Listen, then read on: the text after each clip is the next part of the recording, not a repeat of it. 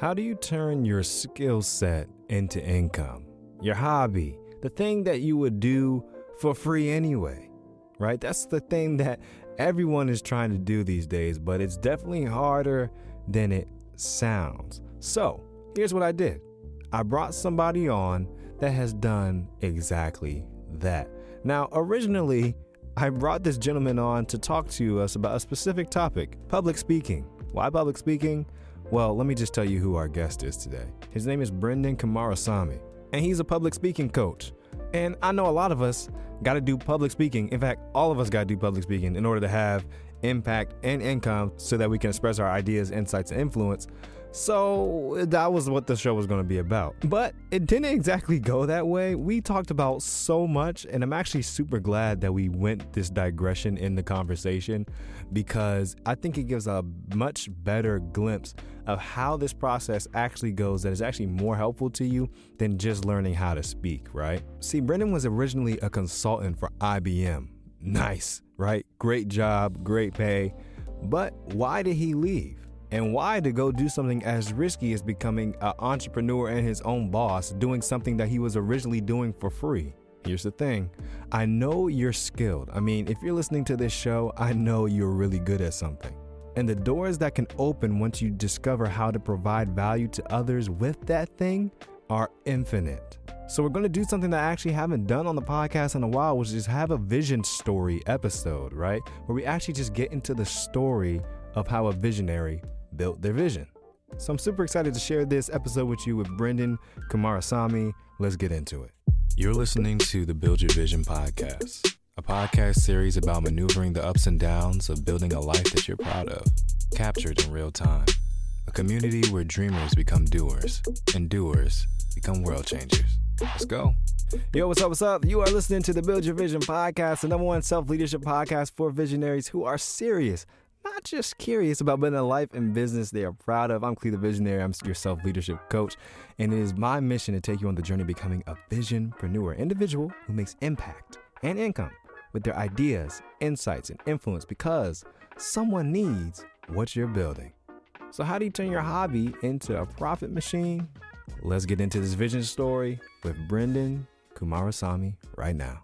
You were a consultant at IBM? And out of everyone who wanted that job, I wanted it the most by far. I'm like the anti-entrepreneur. I hate entrepreneurship. I always thought it was for losers who couldn't get a job at IBM, who couldn't get this cushy job. So My entrepreneurship journey was a complete accident, Clee. And I wasn't fired by IBM by any means or anything like that. But basically what happened was I go to business school. I study in accounting, and I literally go to that school with the goal of never starting a business. I need to get into an accounting firm. I need to get a job in investment banking, or I need to get a job in consulting. That's my mindset. And it was for many years. And I still, by the way, abide by that unless you have a pretty cool idea that you're passionate about. So I go to business school. I'm 19 at this point.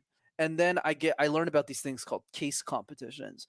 Think of it like professional sports, but for nerds. Mm-hmm. So while other guys might be playing like rugby or baseball or soccer, I was one of those guys. I did presentations competitively.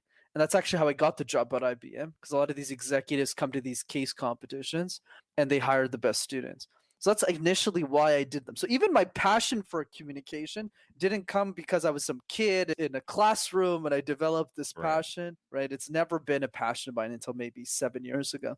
So I started doing these competitions. I get really good at them. And then go ahead. Quick question. So I'm always curious about everything. So these case study competitions, like these companies, let's say like a McKinsey or whatever, they're coming to these case competitions to watch students present cases? Like is it these case studies? You got it. Yeah. Okay, so you're familiar with the industry, because so a lot of people don't really know what it means. So let me just give some context. So everyone in business school wants to get pretty much 3 main jobs out of business school. So the first one's management consulting. The second one is investment banking. The third one is working at a big 4 accounting firm. Yeah. Those are kind of like the big 3 opportunities. So consulting just means like you get put into a company, you get flown into a company and you're solving their problems. That's essentially what it is. But most of your day-to-day work is you're running data sheets, you're putting slides together, you're talking with the client. So one of those companies, McKinsey is one of them, Bain is another one, Boston Consulting Group is another, and then you have the other firms. IBM is one of them, et cetera, et cetera. So I initially did these case competitions, to your point, to get a job at one of these 3 big opportunities. And the reason is because how these cases work, Clee, is exactly as you described it. So what companies do, like Amazon or Nike or McKinsey, is they'll sponsor these competitions. They'll spend money to bring their best executives to these competitions. And then as students, let's say me and you're on the same team, they'll say, hey, we're having this problem at the company right now. Solve it for us in 3 hours, which we obviously can't do. But you come up with slides, you come up with data, risks, and whoever has the best solution wins. But really, what they're using this for is a recruitment tool. And I was obsessed with these competitions. Yeah, I am familiar because I was also in business school and I thought about trying to like apply for one of the big four consulting firms or whatever. And at that point, I was really just reaching because I knew I didn't really fit in on my department. I was like, I don't like Excel, like all this stuff. I did a different look at things, but I think that actually is really cool because I do enjoy problem solving. Okay, so you're doing these case competition, you develop a love, and you, I'm assuming, get recruited by IBM because of That's this. correct. So initially, because I'm so optimized for odds, once again, literally the anti-entrepreneur, my chance of getting into management consulting or investment banking are far lower than getting a job at a big four accounting firm. So I actually targeted the firms first, and I got a job at PwC. So that was my first gig, and I got an offer to work there full time. But it's only when I had that cushion. That's how risk averse I was. Then when that cushion, then in my process of getting that job through case competitions, I learned that you could do case competitions as a job, and that job was called Oh. management consulting. And I was like, wait, I could do this for a living? So I took a risk. I grabbed 30 coffees with people out across all the firms. So in the same way you said, I didn't feel like I belong. I was the opposite. I was like, this is my dream. This is what I want. So at this point, Master Talk doesn't exist. Right. And I'm going through all the coffees. I interviewed at some of the firms, and yeah, IBM gave me a job in their consulting division. Now, did you organize that on your own? Like you were literally like emailing people, it's like, hey, can we grab coffee and talk and blah blah blah, and you were doing that. 100%, man. I'm a first year student, and a lot of them wanted to meet me because they were like, in my career, I've never seen a first year message me cold. I want to see who this kid is. Who is this guy? Because Right. he's probably going to get recruited. But obviously, I had no idea what I was doing. But you can see the excitement on her face. I'm describing this. You're like, wait, this guy became an entrepreneur. He's so excited about management consulting, and I still am about those things. But yeah, Yeah. my life took a turn for the better after that happened. Yeah. Wow. But the thing is, though, I see a lot of entrepreneurial characteristics in just that story, right? And I'm going air quotes entrepreneurial because they're really just characteristics of any individual that any individual could have, but they could be maybe especially useful in that context, right? So I feel like that possibly could be, look, how you got in contact with me, right? You were still doing like outbound, right? And that's essentially what you were doing with reaching out to these, leaders at these firms or at these organizations or at these companies. So I think that's a skill set. And I'm glad you said that because I know a certain type of person probably listens to the show, but there are also other people that may be like, hey, I have something that I want to build. I have a vision, but my vision is within this, like you were saying, that's what I wanted to do. Like this is amazing, right? You can use these skills anywhere and utilize. You don't have to be an entrepreneur to entrepreneurship is in right now. You know what I'm saying? So like you can use these things anywhere. I just want to make sure that is made plain. And I love that you mentioned that. So thank you for saying that. Okay. In between. So then you get picked up by IBM because you realized that you could do essentially this case study thing that you were doing for fun as a job, right? Management consulting. And that's when you started working at IBM. That's correct. So then how does this all lead into entrepreneurship? You're probably wondering at this point because you're like, this guy's getting a stable job. Why would he then quit the job? Which, by the way, was the hardest decision I ever had to make in my life. We can cover that later. But at this point, so it's November 2018. IBM calls me on like November 11th or something. I don't remember the exact day.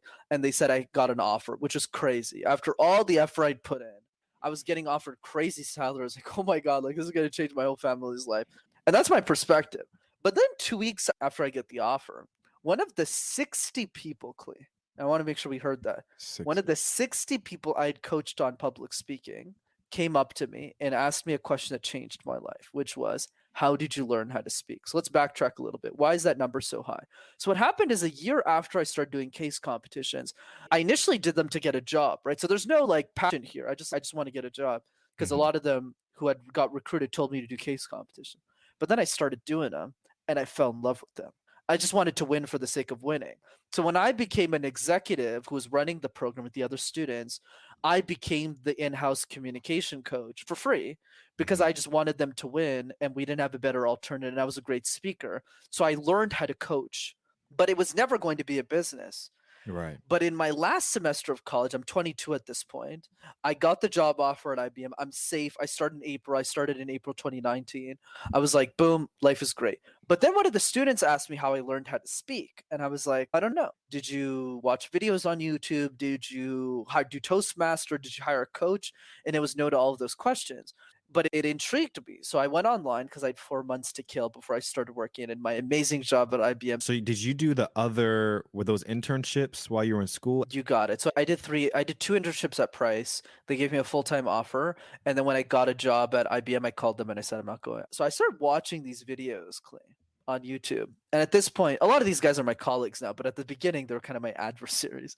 So I'm watching like PhDs in communication and master. Because remember, Gary Vee says, fresh eyes are dangerous eyes. And what he means by that is like when you have the naivete of an industry and you don't know any better, you can actually innovate a lot better depending on the industry. But don't Right. go do something in medicine if you don't have expertise. But in my field, no one's going to die. I have 3 years of expertise at this point. So I start watching all these videos and I get really frustrated. I go, that doesn't make sense. That doesn't make sense either. And I just start flipping through these videos. But I'm really angry. I'm really intense. I'm like, this is garbage. I was like, none of this makes any sense. So after 4 hours of this, I was like, I'm pretty sure I could do better than this. So I just take out my phone and I start making videos. And that was my first video on that couch over there. How Master Talk started. Okay. So actually, as far as chronologically speaking, right, the idea sparking in your head to start making videos, coaching people online on how to speak publicly or communication skills simultaneously kind of began as you were beginning your career as a management consultant. That's correct. And the lesson there, by the way, for most people, because I always like to give advice for the majority, is what happened and what a lot of personal guru development, whatever's they get wrong, is that if you're in poverty, you're not thinking about business. You're not Right. thinking about expanding your mind. You're not thinking about, oh my God, let me manifest my reality. No, you're thinking about providing for your family. So the reason I was so attracted to management consulting or investment banking, whether I liked the job or not, didn't matter. Thankfully for me, I liked it. But even if I didn't, I still would have done it because I wanted the money. So I Right. could retire my mom because she's working at a bloody factory at $12 an hour. But what happened is the day I got the offer and it was signed and I was done, like I was stamped and I was going to start working in April, the universe kind of opened up new opportunities I didn't see. Because at this point, I knew I was safe financially. I'm assuming you took the job, of course, right? And you Oh, started yeah. working. Oh, How yeah. long did you do that? So I did that for 2.5 years. So I started Master Talk, and I want to make sure because I know you're digging into the timeline, so I know you appreciate the details. Master Talk is not even, you actually stepped ahead a little bit. You're like, oh, then you started coaching people online. Master Talk is literally just a hobby. Okay. Like Yep. for me at this point, Master Talk is just a joke.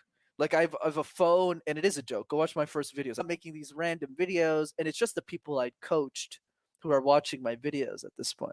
But it's just like a weekly hobby, kind of like when you go golfing or you go out for a run. That's what Master Talk was for me for the Right. first 9 months of it. Right. So at this Yeah, point, it's yeah. not serious. It's not, oh my God, this is my side hustle. I Right. think Right. side hustles are cute. I'm making 80 grand a year. I don't care about side hustles, right? Yeah. Okay. So I'm not investing any money. And then I start in April 2019, my job at IBM, and it was killer, man. They were putting me in $200 a day hotels. I was eating lobster. It was awesome. I wasn't thinking about Master Talk is going to be this thing. Right. It's just a hobby that I thought it was entertaining. So I was just doing it. Okay. You were doing it as a hobby because you just like talking about this stuff. And you're like, I know exactly what you're feeling, right? Bro, I can at least put my effort forward to do a better job of what I'm seeing out here in the marketplace, right? But you had said you had coached 60 people? That's not a small number of people while you were in school. Correct. Okay, yeah. How that doesn't just happen, right? Like on accident. How did that, because word had to get out, how did that go for you? No one asked me this, by the way. So I love that you're digging me on these details. A couple of points. So the first one is it wasn't a business, right, Clee? So I wasn't like advertising to the school, hey, I'm coaching. Right. So I just so happened to go to a school that you never heard of, by the way, called Concordia University. And it's a university that just happens to have the world's largest case competition program. Okay. So it just so happens that's just what it is. I didn't know that going in. It's not like a intended. So what I mean by accident is not really like my skill set. I don't think my skill set was an accident, but the environment and that led to Mass Talk was completely an accident. Like I didn't Right. think that X was going to lead to Y here. Right. So I'm in the world's largest case competition. 1 in 3 get into the program. So it's like a 3-part interview. And then through those people, we pick the 70 or 80 people that we select. So a lot of the 50 people I'd coach, maybe not all of them, but I'd say 70, 80% were in that community. Maybe I'm exaggerating a little. Maybe the number was 40, but it definitely wasn't 10. Like it was a lot more. Is I was coaching the delegates of all 4 years. So I was in the program 2018, 2015, 2016, 2017, and 2018, right? So because of that, I was probably coaching, let's say 12 or 13 delegates every year across the 80-person delegation. That's how I was able to coach so many people. And the other point, how I made time for it, I was obsessed, dude. Like after the first year of I'd won a couple of competitions, but we didn't win the overall podium. So as a school, we came in second place, but I had won MVP of the delegation, but we won as a school second place. But what's interesting about that competition that was called JDC Central, just for reference, is we had never won the competition. Never. And what's also interesting is that specific competition, only one school has won most of the time, which is a school called Wilfrid Laurier University. They always win. They're super cocky. Obviously, they're great people, I'm sure. After I'd won, when came back from the competition, I was like, I could lead this program and make us win next year. So that whole year, that was my only focus. Because at that point, I'd gotten the job at Price. So because of that, dude, I was barely sleeping. I think I was sleeping maybe 4 or 5 hours a day on average in that semester. And anybody who told me, that's how intense I was. Anybody who told me that they wanted to spend Christmas with their families did not get into my class because the program, the competition is the first week of January. So on Christmas, you better be at school practicing. And I'm there 24/7. I missed 3 holidays with my family.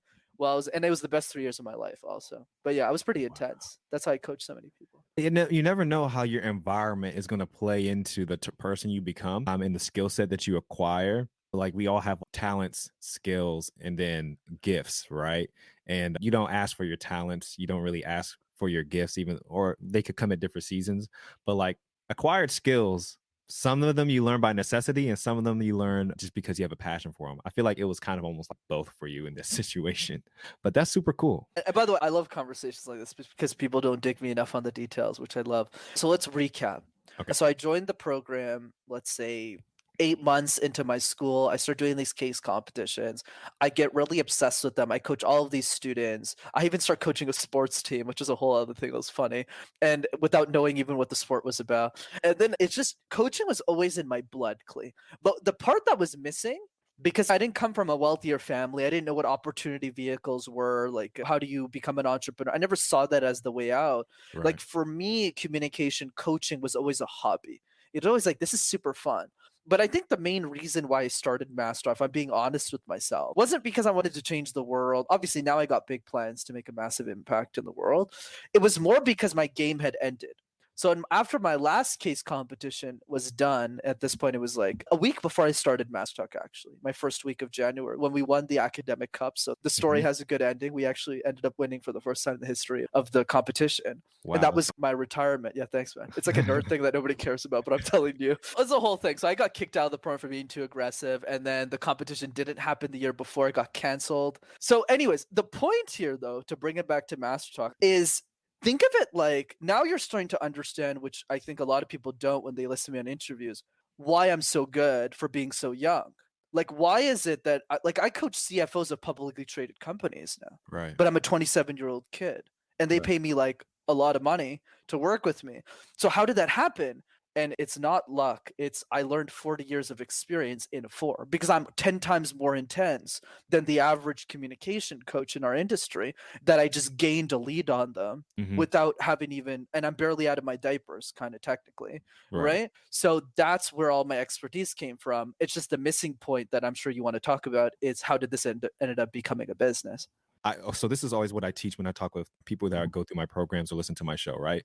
I always say, look, you have three pretty much phases or tiers with this whole build your vision thing. You have a why, you have a vision, and you have a mission, right? Your why pretty much never changes. It's highly based on who you were born to be, your parents, your environments, your circumstances, right? All equivalent to you becoming this type of person and who you ultimately are going to be no matter what, right? That hardly ever changes. Your vision, it doesn't change often, but it can change, right?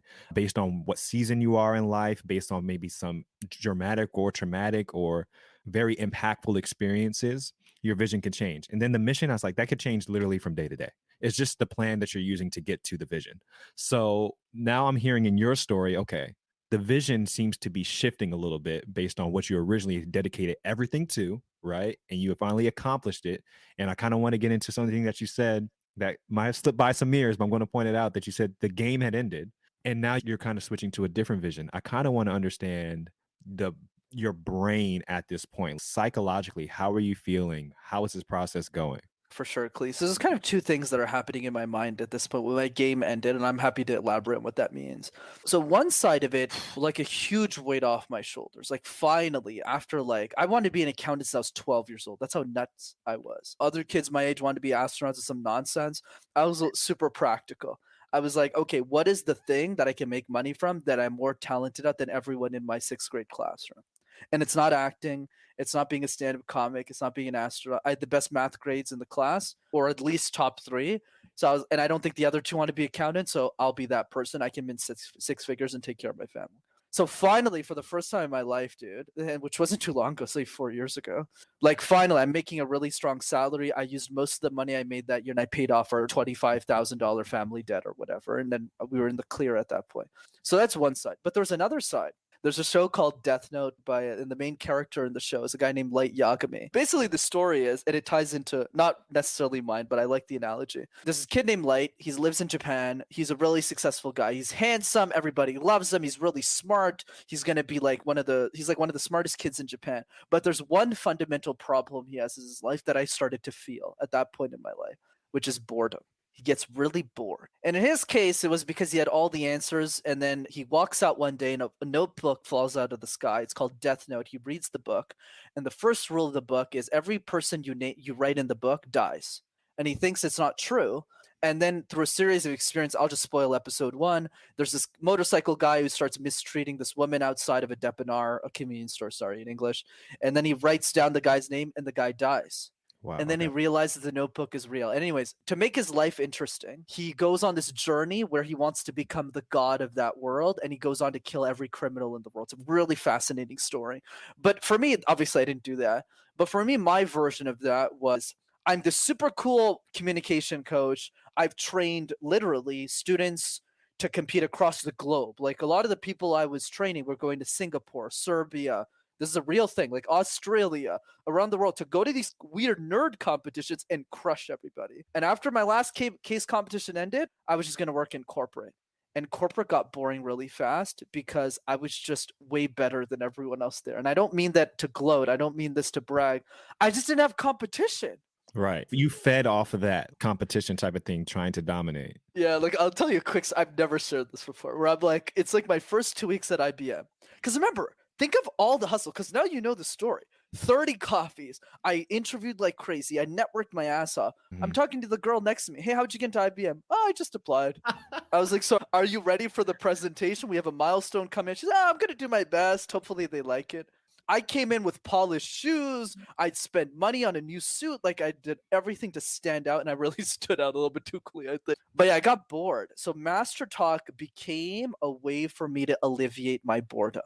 And then it just turned into this crazy thing that I'm doing now. When did it click for you that, because you mentioned like you're working with CFOs of Fortune 500 companies, public traded companies or whatever, and they're paying you a crap ton of money. When did it click for you? Because you weren't of that mindset quite yet. You were still of the corporate mindset, job security, or which is a whole thing that we could get into because job security now means so many different things. But when did that click? Literally 2 years ago. So it wasn't that long ago when I went full time on the business. But in terms of what happened, so at this point, it's April 2019. I start IBM. I'm 4 months into MasterTalk. I'm not thinking this is going to be anything. But it's not like I hate my job. Like, I really enjoy it. Like, I'm having fun kind of beating every other student who really doesn't know anything about consulting, right? I read so many books on how to do well at the job on day one, but it was still a little boring. And another point on that I think I want to draw is this is where I think life gets a little interesting, where you get to know if you're an entrepreneur or not. Because a lot of people in my shoes, to your point, is like, what's there to complain about? Like, if I work here for 2 more years, I'm going to make 100 grand minimum. And I'm like a 24-year-old kid. I'll be able to go to this Coachella and I'll be able to go to all these parties. Whereas some people, Clee, and I think you're in that category as well, they're just wired different. Like, like you just make money, but you're like, but I want to do interesting stuff. That's what gets me excited. If you ask me what I do for fun, I would just look at you and go like this, like what we're doing right now. Right. Like they're like, do you go skiing? I was like, who has time for skiing? What if I get into an accident? Then I'm going to be in a hospital for. That's how where my brain goes. So I noticed that wiring was a little different. Because I thought when I was going to make money, that was it. Just save money, put it in an S&P 500 index, optimize for $2 million a year, 7%. That's literally how I think. 140 grand passively, and I enjoy my life. And then I get to September. So it's 9 months into Master Talk, where the story gets a little bit more interesting. And I meet Lewis Howes, who's the host of the School of Greatness podcast. I've been a fan of his show since I was like 20. So I wanted to meet him. So I go to his event, Summit of Greatness in Columbus, Ohio. Spend $300. It was the first year of my life I had money. It's not even that expensive, but that I had a few $100. So I spend the money. I take days off work. I go to Summit and I meet my business partner there. And he is the guy who changes my life. It's a 5 a.m. workout in the morning. I don't work out in the morning. I don't wake up in the morning. I just woke up to meet other people. That's why I did that.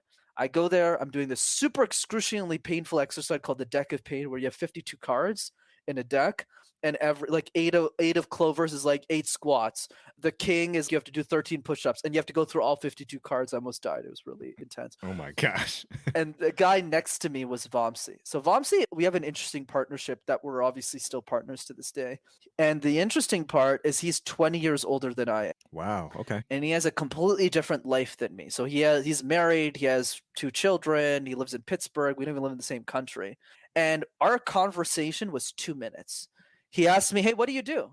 And I said, oh, I'm a YouTuber. And he starts laughing. He's cool. What are you YouTubing about, kid? And I said, public speaking tips. And he was like, what? Public speaking? So he wrote down the name of the channel. Then I asked him what he did. And he was a leadership coach. And I laughed. I was like, what was that? Who pays for that? And we went back home. And then we met over Zoom after. But long story short, what Vamsi taught me, you do realize, Brenden, that you have a skill set that people are willing to pay thousands of dollars for. And I didn't believe him because I was 23 when he met me. I was like, what executive is going to pay me money? And I just got lucky with Vamsi. He's like, so many of my clients would pay that. And what he did is he helped me find product market fit, because he had a bunch of clients who are in the Indian community that he coaches on leadership who are in high tech roles. Think Facebook, Amazon, all these guys. And they're stuck in their careers, Clee, because they suck at communication. But he couldn't hire other communication coaches because the Indian guys don't touch, not to be racist or anything, but they just don't trust people outside of other ethnicities. So he met me, we talked, and he gave me my first clients, and he wrote me my first check in coaching. That's what opened my mind to new possibilities. Yeah. Okay. A few things I want to point out in that story. Thank you. First thing, you took off from work at IBM, went to this summit. The last episode I just released was how I secured $25K in mentorship and coaching for free, right? Because I showed up. So invest in yourself, guys. That's the whole point. Second point, when Vamsi asked you, what do? You didn't say, I work at IBM. You said, I'm a YouTuber. Why? Because you had not necessarily fully shifted, but yet you mentally have made that identity shift where I said, I'm a YouTuber. How'd that work? How'd that happen? I don't even think I fully know the answer to that one, Clee. If I had to guess, I would probably say because I felt embarrassed to be at the event. And I'll tell you why. Okay. So I get to this, I go alone, by the way. So I don't know anybody at this event. And 3 things happen. I fall in love, which we won't talk about too much on the show, with this girl. The second thing that happens is I meet my first paying client who pays me money to coach them. And I meet my business partner. So that event changes that's why I go every year, because it's just so much fun. I think the reason why I felt embarrassed is I started talking to the people. And remember, this is Columbus, Ohio. You're in the middle of nowhere if you're there for the event. And 80%, 70% of people are all listening to Lewis's podcast. So this is a completely different, it's kind of like you enter this and you know this because you've been to some. I'm guessing you've been to a Tony Robbins event, things like that in person. Is the environment's completely different. You're just not used to it. Right. Everyone is happy. Everyone wants to talk to you. At the beginning, you think it's fake, but then later you realize, oh, this is not fake. They really like this. Okay. They really like this. It's just they're all in one room. Yeah. So I meet this guy named Nathan, and he's in a wheelchair. And I ask Nathan, and he's a really good friend of mine. And I met him there. I was like, what do you want to do in life? And he's like, my job is to eradicate loneliness in the world. And I'm looking at this guy, and I was like, whoa. Holy. And at the beginning, I wasn't taking him seriously, but then I was listening to him, and I was like, that's what he wants to do in life. And I just started talking to other people. And then what the lesson I got from that event is MasterDoc supposed to be a hobby or something I should be taking more seriously with my life? And that's when I realized, wait a second, I think Master Talk is so much more. And so when I started listening to them, I wasn't even telling them what I was doing, I was listening to them. And then when I started getting intrigued, when they would ask me about what do you do, I didn't feel like I was saying that I worked at IBM. It didn't feel like the right thing to say in that environment. So I just said, I got a YouTube channel. But because it's that environment, Clee, they were like, on what? Right, exactly. Yeah. And I said public speaking, and every single person, Clee, and that was the turning moment of my life, is they all said, I really need that because I can't afford a communication coach. But 10 people told me that. So I realized that MasterDoc wasn't about my students and case competition programs. It's been business school to get jobs at Goldman Sachs. It was, there's people who are actually doing really important things, not like working a job in corporate. And all of them need me. That was the turning point. I'm actually in the process of reading a book. It's basically about how introverts can network. It's by Matthew Pollard. You had something that I think is very important, right? And the same thing happened at the last event I was at. I would say I'm a podcaster. Everybody's ears would perk up. And you were able to clearly and concisely articulate who you were and what you talked about and had expertise in. Was that accidental? Is that all about product marketplace fit? Because I know lots of people might feel, and I know a lot of my audience feels weird or awkward trying to articulate their passion or what they want to do or what they're in the process of building, right? This is Build Your Vision show. Could you speak to that a little bit on how to be confident when articulating to others, strangers, what you do and how you do it? 100%. So there's two versions of the answer. The one that Brenden would give before when he sucked, and the one that I would give today. Because obviously I help people with that now. But the first part is accidental. Like I was just telling people I had a YouTube channel. I didn't have a coaching practice. I wasn't coaching people for money. I was all around the place. So I think, and I think that's where the advice is, which is don't be afraid to speak into your new identity. And I'm sure you talk about this a lot, is if that's who you want to be in the future, you should just tell people that. Maybe not in your company, but at an event like that, you want to step into your new identity so that eventually you embody and you fully believe it, which took me a long time. I think I'm exaggerating there. It took me 18 months, right? Which is a long time. It's time. It's not 2 days. So that's the first piece. Today, what I would say, the Brenden of today, is the best way to do this, honestly, is to write 10 different versions of your pitch. Not like an elevator pitch, like literally a 3-second blob. Right. Here's what I do. This is what I help. So now when I introduce myself, let's say I'm at a networking cocktail, I'll say, hi guys, my name's Brenden Kumarasamy. I'm the founder of Master Talk, and I believe the next Elon Musk is a 7-year-old girl who can't afford a communication coach. So I make YouTube videos to help that little girl. That's the way I introduce myself. Wow. Right? But that's Brenden today, right? Which doesn't help people. That was a great hook, by the way. Thank you. But that's after like hundreds of different that was not the version that got Vamsi to see me as his business partner, which surprised me later. It was, I make YouTube videos, I'm speaking. I don't really know what I'm doing, but I'm creating something, and maybe you should check it out and give me feedback. So don't be shy to start there, because that's where I started. Got it. Yeah. Is there anything that someone should think of? Here's like a 3-piece formula, because I feel like people will start to overthink, right? This is who I am. This is what I talk about. Is there anything like that where they can kind of visualize how to put it? Because I know people are going to overthink this. For sure, Clee. And good mind reading of the audience. So one, what's your name? What do you do and why do you do it? That's it. So a basic one would be, hi, my name is Brenden. I'm the founder of Master Talk, which is coaching and media. And the reason I think it's important is I feel it's kind of that no one's sharing free information on communication tools. Wow. I think that why part, I'm a big why person, if you didn't realize already, is really the thing that is going to make you shift you from a commodity to someone that feels like they actually need, actually needs what you have to offer. Because you could have did it with like the people already coaching on public speaking, right? But you had a unique, that's something else that I didn't point out. You have, and this is why I always tell people never underestimate your influence, right? Within the Indian community, right? You realize that is a unique avenue that I have because they trust me to speak to them the way they're not going to trust other people, right? And only you could really do that, right? With your gifts and your skill set and your, of course, ethnicity and all this stuff. So I tell people, I hear all the time, it's crowded. The market is, I can't, like, everyone's already doing it. I'm like, but they're not you. They're not you. They don't have your skill set. They don't have your unique personality. They don't have all these things. You just have to lean into those things and not back away from those things, right? Usually we try to remove our personality from whatever we're doing. I don't know why, but I do know why, because I used to do it too, but they need to lean into it. That's the whole point. The first piece is you talked about how when we're passionate about something, when we lean into something, we get more results. Lewis says it best: the world will always make room for passionate people. There were communication coaches before me. There'll be communication coaches after.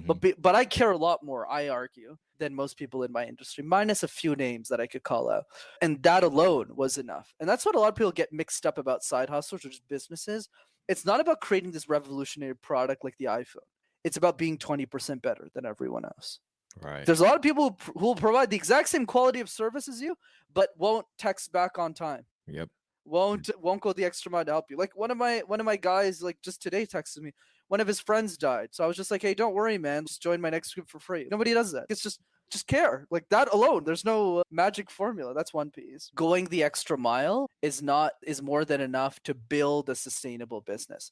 The other point that I want to drive is like the why piece. I'll tell you a quick story that I think really solidifies this. That one of my old bosses at IBM told me, and I love it. So let's say somebody knocks on your door, okay, and it's a guy selling knives. And he goes, "Hey, I got these knives here. I'll give you a massive discount if you buy those knives. Would you buy them?" Maybe. Depending on the discount or my need of knives. Yeah, depending on my need, discount. Maybe you'll ask him a few questions. You're like, "Why does this dude have knives? It's a little threatening." Right. Let's replay the scenario again. So somebody knocks on your door and it's a little girl. And the little girl, "Sir, I need you to buy these Girl Scout cookies because all of the funds will go to children who have cancer and this will help them. Are you going to buy those cookies?" Yes. Yeah, you're going to buy at least a box. Even if you're diabetic, Right. you're going to buy those. Even if I'm allergic. Even if you're allergic. And the reason's really simple, because why is this little girl taking the time to knock on these doors? Because she wants to help her friends or somebody that she knows in a hospital. And you're not going to say no, because you know why. That's why it's important to know. And I think that's why I've had the success I've had in the business, is because it was never a business to begin with. Right? It was literally, I'm making videos for free to help people. That's how I got 1,000 subscribers in 2 months, because I just looked at my 60p and I said, "I didn't charge you anything. Go share this with 1,000 people." They said, "Yes, sir." And they just shared all my crappy videos with everybody.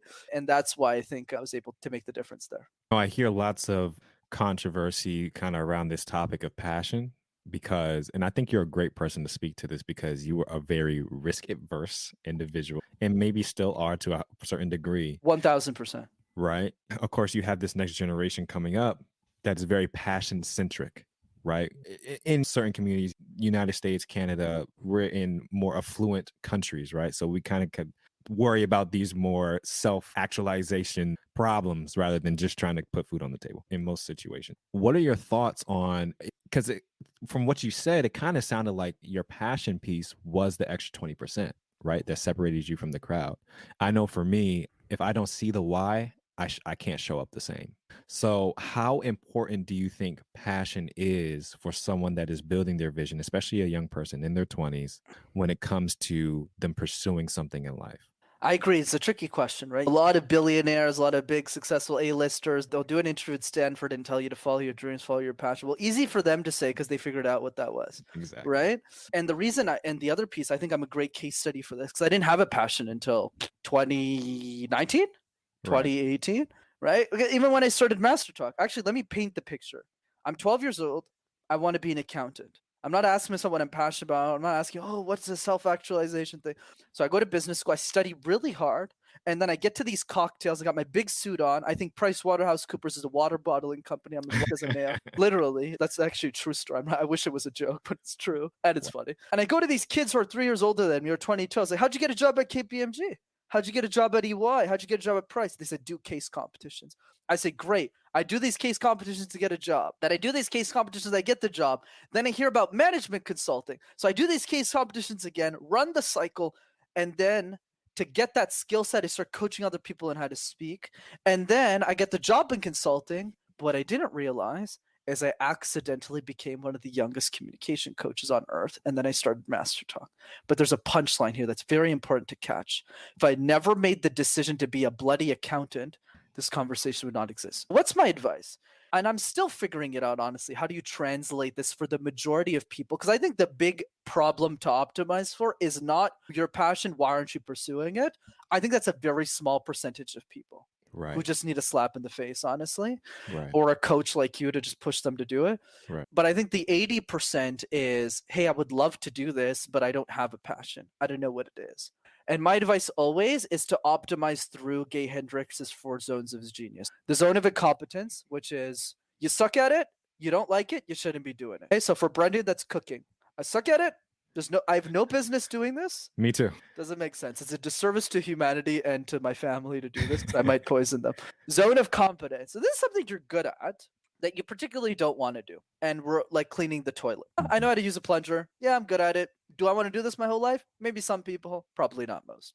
Now we get into interesting categories. Let's go to your zone of excellence. Zone of excellence is you have enough self-awareness to know this is what I'm really talented at and I get praised for. So an example for me would have been getting a job at IBM, getting a job at Price, and getting praised and getting paid. Like even my mom still wears my hoodie from IBM to this day. She's more proud, even if I make more money now than I used to. She's more proud of the fact that I work at that company than with MasterDog. And I don't take that as an insulting and by any means. It's just how she grew up, right? And she's still proud of me and all that stuff. She just doesn't understand what I do today. That's the only difference. So zone of excellence means you find something you're really good at that you get paid money for, but you don't tell people that you don't like you're doing it. So the good example is you're an entertainment lawyer in Hollywood. You're making $500,000 a year, but you really like baking cakes and you don't tell anyone about that. So that's your zone of excellence. I always like advising people to go after their zone of excellence first, even if they might be miserable for a little bit, because it helps you stack cash. Because when you're stacking cash and you're smart with your money, then you're a lot less fearful of what could happen financially. Then we get to the last zone, which I fortunately found, you fortunately found earlier in your life, the zone of genius. This is where everything lines up. You still hate some of the work. I don't like everything. Like I don't like sales calls. It's okay. But for the most part, you're doing something that A, you really enjoy, B, you're really talented at, and C, the world needs. But the argument that I always make, Clee, is finding that right away is a loser's game. If you had told me at 12 to find my zone of genius, I would have said, I don't know, bro. Let me just be an accountant. So start with zone of excellence. Be a plumber. If you're really good at your hands, go be a plumber, go be an electrician, find a job that you can get paid a good amount of money if everything else in your life failed, and then use the capital. This is the important part. Use the money. I still live in my mother's basement, and all my clients know this. I just do it to take care of my mom now. But the reason is that money now gives me leverage to actually sit down and think about what I want to do with my time. So here's an interesting curveball, right, that I'm going to throw into this, because I mentioned in the beginning that I'm a person of faith, right? Faith in Jesus, because I'm a Christian. There's this interesting crossroads, right? Because I talk to a lot of church people where I'm just going to have faith that God's going to work it out, right? And then I got to do something. And you have this dichotomy that's happening in the minds of people. This is something that I had to go through the process, literally go through. And this is why I think nothing is wasted, right? Because I had to go through this process myself. And now I'm able to coach people through it because of my experiences, where that zone of excellence, right? This is what I teach with the whys, right? Okay, you find your why. Now I have a spiritual gift of exhortation, right? I'm a how-to person. So it's okay. I know what my why is. How do I freaking put that into my day? Like, what does that tell me, right? I hate all this conceptual stuff.